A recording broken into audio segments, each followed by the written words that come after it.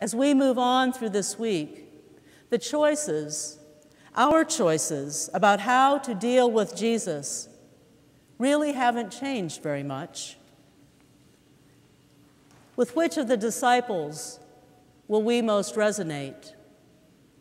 What decisions will we make? How will we walk through Holy Week this year? With all that lies ahead, requiring our decisions, heavy, weighty choices, why even bother celebrating today? Why wave the palms? Why play with smiling children, encouraging their joy? Perhaps all joy is simply an illusion anyway, a momentary escape from the real world, denial by the eternal optimist. Why did Jesus get caught up in the excited crowd as he moved toward Jerusalem? Why did he welcome the children and put them on his lap? Why did he allow himself to be the center of this joyful excitement? Why celebrate Passover with danger mounting, the tide turning at an increasingly rapid pace? Why, with all the tragedy in the world, would one even bother to celebrate? Why even smile? Why enjoy anything at all? When I was in seminary, I took a class called Metropolitan Ministry and Church with Dr. Gibson Winter. Now, in this class, we were seldom in the classroom. In fact, my small group spent most of our time immersed in an inner-city neighborhood in Trenton that seemed to deteriorate right before our eyes. In some ways, this was one of my most difficult classes, and yet it might be the class in which I learned the most about hope.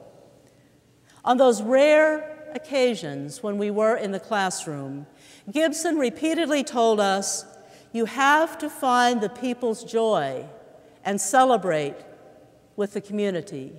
You have to find the people's joy and celebrate with the community." As we walked our Trenton neighborhood, our professor's words, "Find the joy, celebrate with community," shaped what we saw, how we engaged the church, how we related to the community, how we let the people touch our lives, where we found hope in the devastation. And I was reminded of this class as reports of the earthquake in Haiti came forth. Perhaps you remember Anderson Cooper reporting on CNN about the devastation of the earthquake. He was skeptical, disbelieving, incredulous, perhaps even confused, as people danced in the streets singing hymns as darkness fell that January night on Port-au-Prince. Was this an escapist tactic? Denial of a people still in shock? Or was it a way of being for a vulnerable people who know tragedy every day of their lives?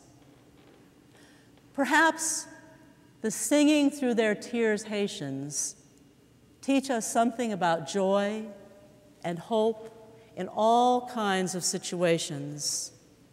Somehow, some people in the most unbelievably awful circumstances learn to live in the moment, celebrating every bit of goodness they can find and sharing the goodness with others.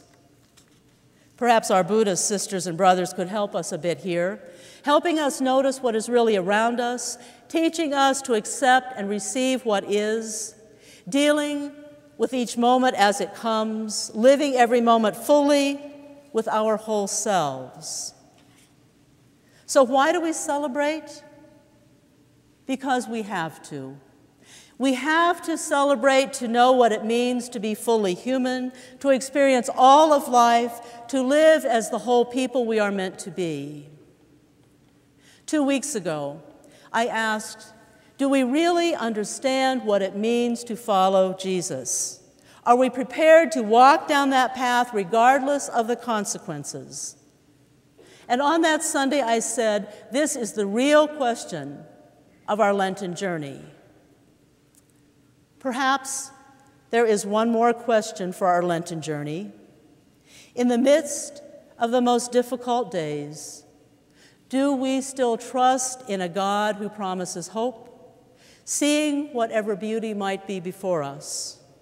Surrounded by struggles on many fronts, do we still celebrate the goodness of life, share the joy, the happiness of the ones celebrating around us, even as we dry the tears of those despairing? Can we walk with Jesus from the celebration of today's parade right through the rest of this week, confident that God will take us on to Easter morning? Do we know God, feel God in our lives, see God at work even in the moments of celebration in the worst of times? Can we allow ourselves to experience fully the ups and the downs of life, engaging life so completely that we are transformed into the whole beings God intends us to be? By making it to the Last Supper, struggling through the long, dark night of the soul before morning dawns, feeling the pain, sorrow, despair of Friday, allowing the emptiness of Saturday to overtake the spirit within us, we will be fully ready to experience the pure joy of Easter morning as we are greeted by the risen, living Christ.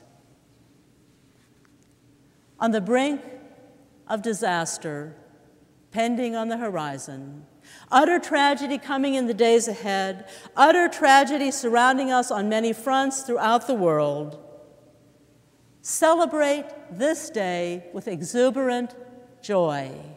Enjoy every happy, fun-filled second. Be filled with hope, preparing yourself for what is yet to come. Then allow yourself to descend into the depths of this week so that when we greet the living Christ on Easter morn, you too will be raised up to know resurrection anew in a way that touches your life to the very core of your being. Is this roller coaster ride, experiencing the full range of human life, what you thought you were getting into when you signed up to follow Jesus? This is part of what following the Jesus way, the path to our own transformation, is all about. Thanks be to God. Amen.